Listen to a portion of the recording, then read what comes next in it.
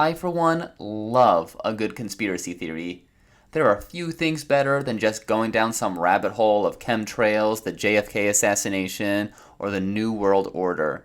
And just like science fiction or trash TV, it's fun to immerse yourself in some fantasy world. I don't like them putting chemicals in the water that turn the friggin' frogs gay. Because reality is often boring.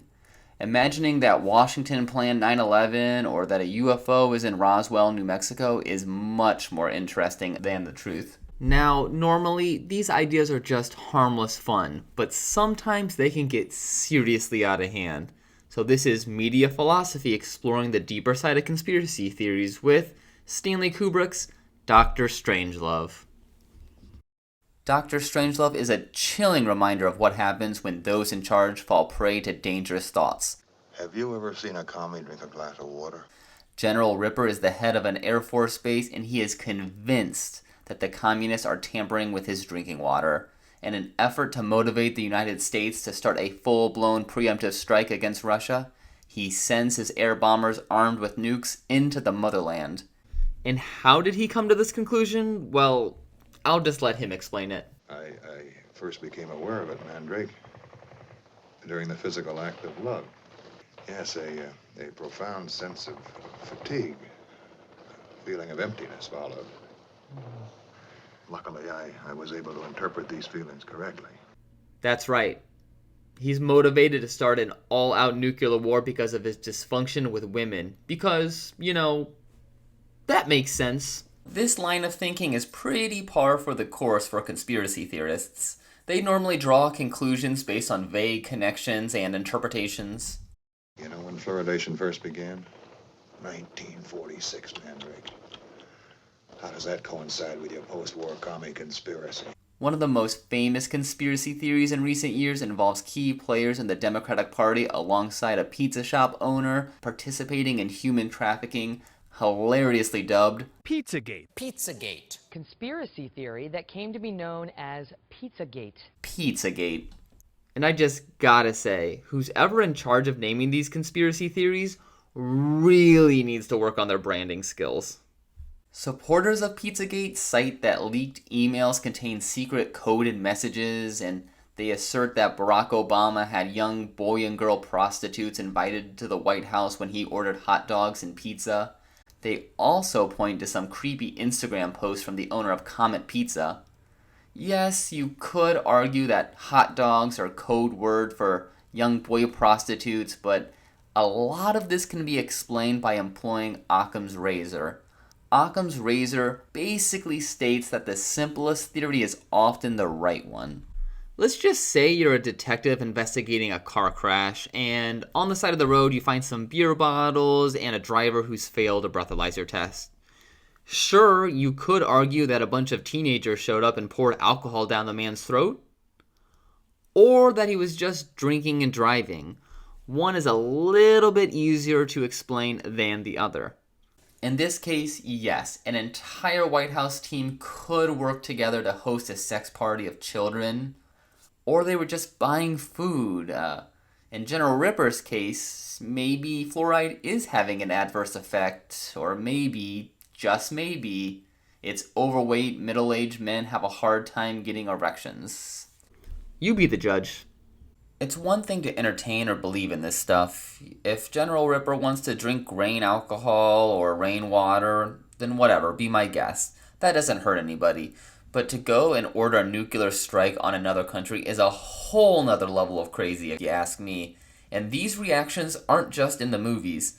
Someone was so convinced by Pizzagate that they showed up to Comet Pizza with a gun demanding that they set the children free. Luckily, no one was hurt, but the fact that someone was so convinced a pizza shop owner is involved in high-level human trafficking that they showed up with a gun is beyond terrifying. I can't even be convinced not to eat raw cookie dough. And this video isn't about the average Joe who believes in conspiracy theories. Even if your next-door neighbor believes that reptilians inhabit the moon, they're probably pretty harmless. No, this is about when someone in power holds these beliefs. General Ripper had command of an entire fleet of aircraft with one mission. Nuclear combat toe-to-toe with the Ruskies. It'd be one thing if he was just some common soldier, but no, this was the Air Force Base commander. And there's a lot of similarities to this and storming of the US Capitol, that a group of people that trusted and wholeheartedly believed in what President Trump said. And what was their reward? Years in a federal prison, being disowned by their friends and family? And one person actually died, all because of a conspiracy theory. And I'm equally sure they all died thinking of you. Every man jack of them. Some would call it a lie, but that implies that the person actually knows the truth. It seems like Donald Trump wholeheartedly believed that the election was stolen from him, just as General Ripper believed that his precious bodily fluids were being tampered with, but that does not absolve them. No, Trump was in a position to peacefully transfer his power and concede, but instead he chose to keep fighting until the 0 hour. And Donald Trump is not alone in these conspiracy-based ideas. This movie is one of those scary examples that just proves how much of a prolific filmmaker Stanley Kubrick really was. There is an increased number of politicians embracing things like QAnon. Whether it's just to win votes or they actually believe it is not an issue. It's that people who are trusted to have a level head and engage in critical thinking are legitimizing far-out ideas. Well, I'd like to hold off judgment on a thing like that, sir, until all the facts are in. Yes, maybe their intentions are to protect children, but at what cost?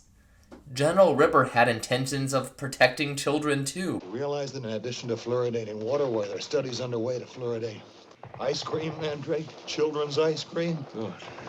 But the ends just don't justify the means, especially when you have a lack of sufficient evidence. When these people gain actual power, who knows what actions they'll pursue, and you can't trust that others will stop them. While Mandrake did his best to get the codes from Ripper, General Buck thought the U.S. should carry out the attack, just like how some Senate Republicans failed to speak out about the stolen election idea. Their failure to act had profound consequences. I admit the human element seems to have failed us here. And conspiracy theorists will point to past atrocities or government secrets that fuel their beliefs, like the burning down of the Reichstag, or claiming that the USS Maddox got sank to start Vietnam.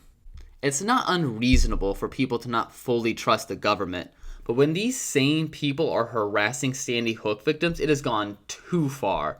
There has got to be some middle ground between standing for a cause and waging war against a furniture company. This has been Media Philosophy, exploring the deeper side of entertainment.